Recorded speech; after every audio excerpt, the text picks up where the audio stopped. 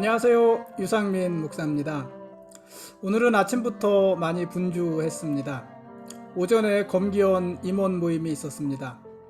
정기 모임이고요. 이번 모임에서는 10월에 있을 이웃과 함께하는 사랑의 헌혈 준비가 주된 안건이었습니다.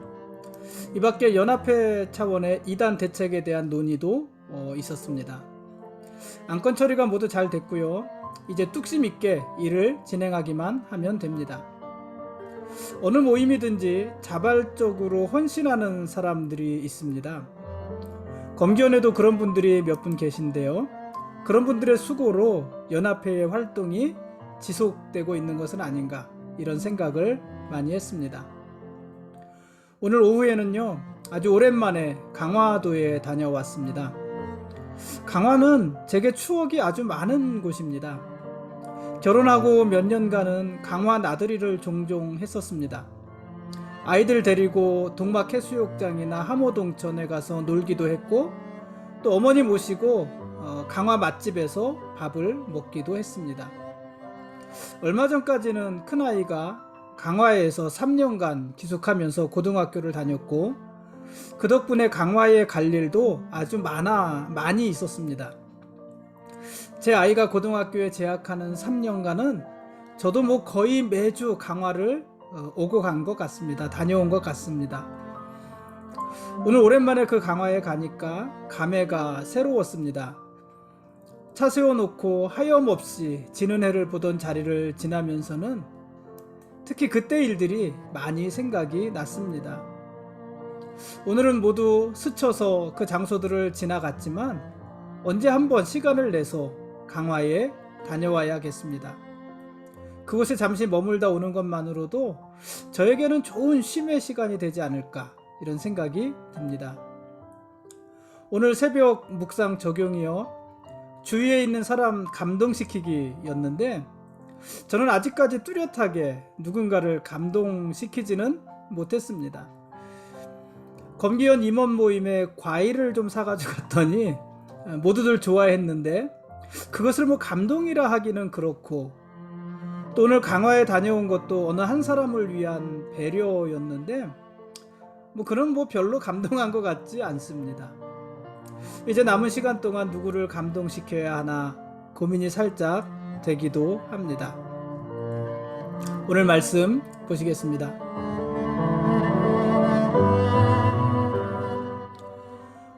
오늘 읽을 말씀은 에스겔서 8장부터 11장까지 말씀입니다. 에스겔 선지자에게 첫 번째 환상이 있은 지 14개월 만에 다시 환상이 임합니다. 그러니까 에스겔서에는 환상이 참 많아요. 그렇죠? 어제도 환상이 4개나 있었잖아요. 오늘 또 다시 환상을 보여주시는데, 바벨론에서 예루살렘을 오고 가는 환상들입니다. 정말 놀라운 환상입니다. 에스겔 선지자는 지금 바벨론에 있지만 환상 중에 예루살렘을 방문해서 예루살렘에 있는 제단과 문과 성전에서 벌어지는 우상 숭배의 현장들을 목격을 하게 됩니다. 환상 가운데 불같은 형상으로 오신 하나님이 에스겔을 예루살렘 북문으로 이끌어 가십니다. 에스겔은요, 그곳에서 질투의 우상을 봅니다. 원래 이 예루살렘 북문은 하나님께 제사 드릴 제물, 하나님께 제물로 드릴 짐승을 잡는 곳이었습니다. 그런데 그런 곳에 우상의 자리를 마련할 만큼 지금 이스라엘은 신앙적으로 굉장히 타락하고 신앙의 탈선이 아주 심각한 지경에 이르러 있습니다. 그러니까 지금 이 장면은요, 에스겔 선지자가 바벨론에서 환상으로 보는 장면인데 허구를 보는 것이 아니라 실제의 상황들을 보고 있는 것이에요. 그러니까 바벨론에서 예루살렘에서 실제 일어나고 있는 일들을 보고 있는 것인데, 예루살렘의 상황이 이랬다는 것이에요. 신앙적으로 이렇게 탈선하고 타락했다는 것입니다. 더욱 가관인 것은요, 유다의 장로들이 우상 숭배를 주도하고 있다는 사실입니다. 에스겔 선지자가 구멍난 담을 헐고 그 안으로 들어가니까는 방에는 온갖 가증한 것이 잔뜩 그려져 있고요. 사람들이 그 앞에서 분향을 하고 있는데 그들이 모두 유다를 대표하는 70명의 장로들이었습니다. 70명의 장로들은 하나님이 유다를 돌보시지 않고 이 땅을 버리셨기 때문에 우리는 어쩔 수 없이 이런 일을 한다. 우상을 숭배한다. 이렇게 말을 했지만 그야말로 궤변 아닙니까? 그런데 장로들만이 아닙니다. 장로들뿐 아니라 여인들은요, 드러내놓고 바벨론의 신 담무스를 섬겼고요. 제사장들은 여호와의 성전 뜰에서 태양신을 숭배했습니다. 여호와의 제단을 등지고 태양신을 숭배했습니다. 제사장들은 그랬습니다. 그러니까 예루살렘의 종교, 정치 지도자들뿐 아니라 아주 평범한 여자들까지 모든 계층이 우상 숭배에 빠져 있는 것입니다. 하나님의 성소가 있는 거룩한 도성과 또 하나님의 성전이 있는 이곳에서 이렇게 역겨운 일들이 벌어지고 있는 것입니다. 그곳에 하나님 대신 우상을 세워놨으니 하나님이 더 이상 그곳에 계실 이유도 없고 그곳에 계실 수도 없는 것 아니겠습니까? 그래서 에스겔서 8장 6절에 보면 하나님께서는 그들이 여기에서 크게 가증한 일을 행하여 나로 내 성소를 멀리 떠나게 하느니라, 이렇게 말씀을 하셨어요. 하나님의 성전과 그 성전이 있는 예루살렘, 그 거룩한 도성에서 이렇게 하나님을 모욕하고 우상을 숭배하니 그러니 내가 성소를 멀리 떠난다, 이렇게 말씀을 하셨다는 거예요. 하나님이 예루살렘을 떠나시고 성전을 떠나신 것입니다. 그러니 예루살렘에 있는 성전은요, 더 이상 하나님의 성전이 아니고요, 거룩한 성이라고 불리는 예루살렘은요, 더 이상 하나님의 도성이 아닌 곳이 된 것입니다. 물론 건물로서의 성전은 여전히 있어요. 또 이스라엘들이 모여서 사는 예루살렘 성벽도, 예루살렘 성도 여전히 있어요.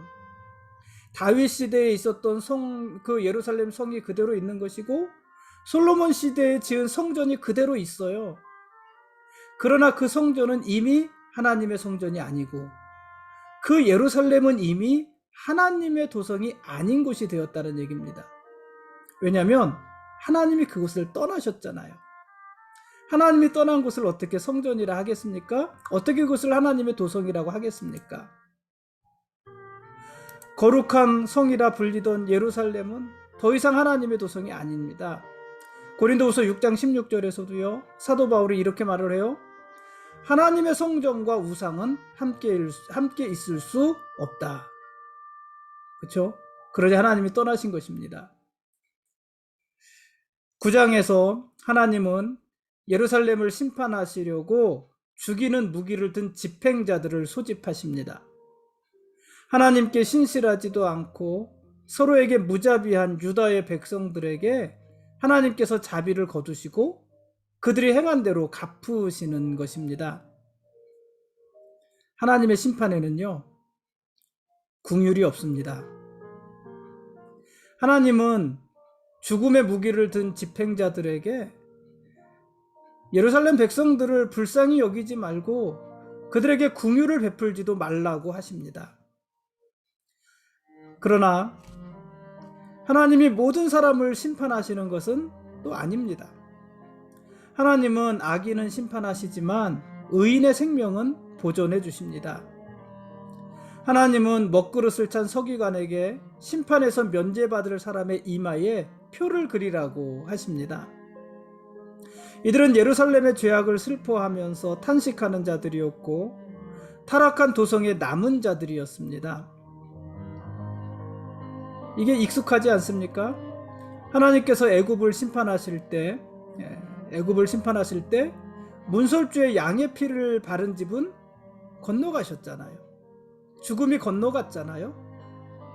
그와 마찬가지로 하나님이 예루살렘을 심판하실 때 이마에 하나님의 표를 받은 사람들은 건너가실 거라는 거예요. 그들의 생명을 보존하실 거라는 것입니다. 여러분, 앞으로도 그렇습니다. 장차 우리가 맞이할 마지막 심판의 때에도, 하나님이 세상을 심판하시는 그때에도 이마에 인친 자들, 그들은 하나님께서 구원해 주신다고 하지 않으셨습니까? 이렇게 하나님이 심판하시는 중에도 그 심판이 지나가는 자, 그 심판이 통과하는 자, 이런 사람이 있는 것입니다. 이어서 10장에서는 예루살렘을 파멸시킬 숯불을 준비하라고 하나님이 말씀하시고, 그리고 그 하나님은 성전을 떠나가십니다. 그러자 찬란했던 예루살렘의 영광이 빛을 잃고 캄캄해집니다. 하나님께서 심판의 숯불을 예루살렘 성읍 위에 뿌리십니다. 그때 성문과 거리와 성전에서 행하던 모든 가증한 행위들은요, 불타 없어지고요, 폭력과 압제로 얻은 부정한 풍요, 또 우상에게 절한 대가로 얻은 거짓 평안의 실체들이 다 드러나게 될 것입니다. 그리고 하나님은 성전을 떠나시고 예루살렘을 떠나가실 것입니다. 이스라엘은 우리에게 여호와의 언약궤만 있으면 모든 싸움에서 승리할 수 있다, 이렇게 생각을 했고, 우리에게 이곳 여호와의 성전만 있으면 언제까지든지 하나님을 이곳에 묶어둘 수 있다, 이곳에 하나님이 계시게 할 수 있다, 이렇게 생각했습니다. 그러나 그들의 생각은요, 틀렸습니다. 하나님은 사람이 지은 화려한 성전이 아니라 하나님을 섬기는 정결한 백성 중에 거하시는 것입니다. 순종하는 공동체와 함께 하시는 것입니다. 여호와의 성전이 거룩한 것은요, 그것을 금과 은으로 잘 지었기 때문이 아니라 그곳에 하나님이 계시기 때문이잖아요. 예루살렘이 하나님의 도성이라고 불릴 수 있는 것도 그곳에 하나님의 성전이 있고 하나님이 그곳에 계시기 때문 아닙니까? 하나님이 계신 곳이 성전이고 하나님이 머무시는 곳이 하나님의 도성이 되는 것입니다. 그런데 이미 하나님이 떠나셨잖아요. 성전을 떠나시고 예루살렘을 떠나셨잖아요. 그래서 이미 하나님이 떠나신 성전, 하나님이 떠나신 예루살렘은 이제는 하나님과 아무런 상관이 없는 곳이 되었고, 그곳은 오히려 심판과 죽음의 장소가 되고 마는 것입니다. 그 성전이라는 건물이 이스라엘을 구원하는 것이 아니라 그곳에 임재하신 하나님이 구원하시는 것이에요. 그러니까 하나님이 떠났으니 그 성전이 무슨 의미가 있겠습니까? 11장은요, 악한 고관들에게 임할 심판을 이야기합니다. 이스라엘 고관들이 모여서 악한 꾀를 꾸밉니다. 자신들의 불의와 악행 때문에 예루살렘이 위기에 처했는데도 백성을 속이고 자기들 자리를 보존할 모의에 아주 열중합니다. 그들이 가마 속의 고기라는 말을 쓰는데요, 이 가마 속의 고기, 이 말은 예루살렘이 안전한 가마가 되고 백성은 그 안에 있는 고기처럼 평안할 것이다, 이렇게 호도하는 그들의 선전 구호였습니다. 예루살렘은 안전하다는 거예요. 예루살렘 백성들은 그 안전한 가마 안에 있는 고기들처럼 안전하다는 것이에요. 그러나 하나님께서는 고관들의 악한 꾀를 이미 다 알고 계십니다. 하나님은 그들의 포악한 행위를 다 아시고 그들의 속셈도 이미 알고 계십니다. 고관들의 속마음에 예루살렘의 백성들은요, 예루살렘들의 백성을 보호한다고 그들이 생각하는 안전한 가마, 이 가마는요, 안전한 것이 아니라 오히려 이스라엘 백성들을 죽이고 착취하기 위한 그들의 감옥이었던 것입니다. 그들이 이용하는 감옥이었던 것입니다. 실제로 예루살렘의 고관들은 자기들의 욕망을 채우기 위해서 예루살렘을 살육의 가마로 만들고 백성들을 그 안에 시체로 가득하게 했잖아요. 여러분, 어느 시대나 패망한 나라에는요, 공통적으로 악하고 무능한 지도자들이 있습니다. 악하고 무능한 지도자들. 자기 욕망을 위해서 백성을 이용하고 속이는 악한 지도자들. 그래서 우리가 이들을 분별하고 퇴출하지 못하면은요, 그들이 몰고 올 위기와 고난은 고스란히 백성들의 몫이 되는 것입니다. 우리들의 몫이 되는 것입니다. 그러니 분별해야 되는 것이고 함부로 따라가지 말아야 되는 것이죠. 물론 하나님께서는요, 이런 고관들의 악행을 두고 보지는 않으십니다. 하나님은 심판의 날에 고관들을 이스라엘 국경까지 끌고 가서 심판하시겠다고 하십니다. 지금까지 에스겔서 8장부터 11장까지 말씀에 대한 길라잡이였습니다. 내일 읽을 말씀은 에스겔서 12장부터 14장까지 말씀입니다. 하나님이 예루살렘을 심판하실 때 바벨론의 포로로 끌려간 사람들도 있었고 예루살렘에 남아있는 사람들도 있지 않았습니까? 그런데 예루살렘에 남은 사람들은요, 뭔가 오해를 했습니다. 착각을 했습니다. 예루살렘에 남아있는 사람들은 자기들이 포로로 끌려가지 않은 것은 하나님께서 자기들을 새로운 백성으로 선택했기 때문이라고 생각했습니다. 하나님의 백성이 합당하지 않은 사람들은 다 잡아가시고 이제 하나님께서 새로 선택하신 하나님의 백성, 그들만 예루살렘에 남겨두신 것이다. 그게 우리들이다. 이렇게 생각을 한 것입니다. 그래서 그 사람들은요, 이제부터 이 예루살렘은 우리들의 기업이다. 이렇게 생각을 했습니다. 우리 거라는 것이에요. 이제 우리 것이다. 남은 자들의 것이다. 이렇게 생각을 했고요. 심지어 바벨론의 포로로 끌려간 자기 동족들에게는 하나님을 멀리 떠나라. 이렇게까지 말을 하였습니다. 그러나 하나님은 그들의 기대와 달랐습니다. 하나님은요, 이미 예루살렘에 계시지 않았습니다. 하나님은 죄로 더러워진 성전을 떠나셨고 성전을 떠나시기 전에 성전 뜰을요, 시체들로 가득 채우라고 하셨어요. 그러니까 가장 거룩한 공간을 가장 부정한 공간으로 하나님 스스로가 만들어 버리신 것입니다. 그리고 이스라엘 백성들이 포로로 잡혀가서 흩어진 땅, 그곳에서 성소가 되겠다. 이렇게 말씀을 하셨습니다. 그러니 하나님도 예루살렘에서 어디로 옮기신 거예요? 바벨론으로 옮기신 거예요. 누구를 따라서? 자기 백성 이스라엘을 따라서. 그러니까 이스라엘을 쫓아간 것이 아니라 하나님이 이스라엘을 이끌고 가신 것입니다. 하나님은 이스라엘이 패망하여 포로로 잡혀간 땅이 이제 예배의 장소가 되게 하실 것입니다. 그리고 그곳에서 흩어진 백성들을 다시 모으고 그들을 데리고 예루살렘으로 다시 돌아오실 것입니다. 포로로 잡혀간 땅에서 이스라엘 백성들은 큰 고난을 당하겠지만, 그러나 그곳에서 그들은 참 하나님이 누구신지 비로소 깨닫게 될 것입니다. 그들이 섬기던 우상은 하나님이 아니고 그들이 소홀히 했던 하나님, 여호와 하나님, 그분이 참 하나님이라는 것을 그들은 포로 생활을 통해서 깨닫게 될 것입니다.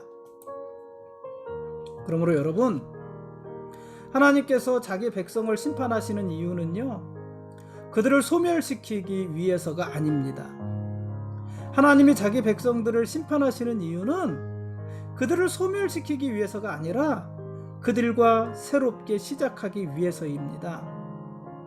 하나님은 이스라엘을 다시 세우시기 위해서 무너뜨리시는 것이고 이스라엘을 다시 심기 위해서 뽑으시는 것입니다. 그러니까 무너뜨리는 것이 목적이 아니라 다시 세우는 것이 목적이고 뽑아버리는 것이 목적이 아니라 다시 심는 것이 목적이라는 말입니다. 완고한 이스라엘의 마음을 깨뜨리시고 그 후에 성령을 통해서 그들에게 부드러운 마음을 주시고 이스라엘이 기쁜 마음으로 하나님께 순종하는 새로운 백성이 되게 하시고자 그들을 징계도 하시는 것입니다. 그 징계의 시간이 지나면 하나님은 이스라엘을 향해서 나의 백성이라고 부르실 것이고 이스라엘은 하나님을 향해서 우리 하나님이다 이렇게 부르게 될 것입니다. 그러므로 여러분, 혹시 지금 어려운 시기를 지나고 계시다면 힘내십시오. 너무 어려운 순간에만 집착하지 마시고 지금 당하고 있는 어려움, 아픈 일들에만 너무 집착하지 마시고 그 후에 우리를 새롭게 하실 하나님의 섭리를 기대하십시오. 우리를 향하신 하나님의 변함없는 사랑, 그 사랑이 깊은 어둠 속에서 우리가 바라볼 유일한 빛이 아니겠습니까? 우리를 향하신 하나님의 변함없는 사랑, 그 사랑이 절망 속에서도 우리를 일어서게 하는 유일한 힘이 되는 것 아니겠습니까? 여러분, 그 하나님을 바라보시고 여러분의 삶 속에 그 하나님을 회복하십시오. 그러면 우리 모두가 살 것입니다. 오늘은 여기까지 하겠습니다. 우리를 새롭게 하실 하나님이 우리의 왕이십니다. 그리고 우리는 그분의 거룩한 백성들입니다. 고맙습니다.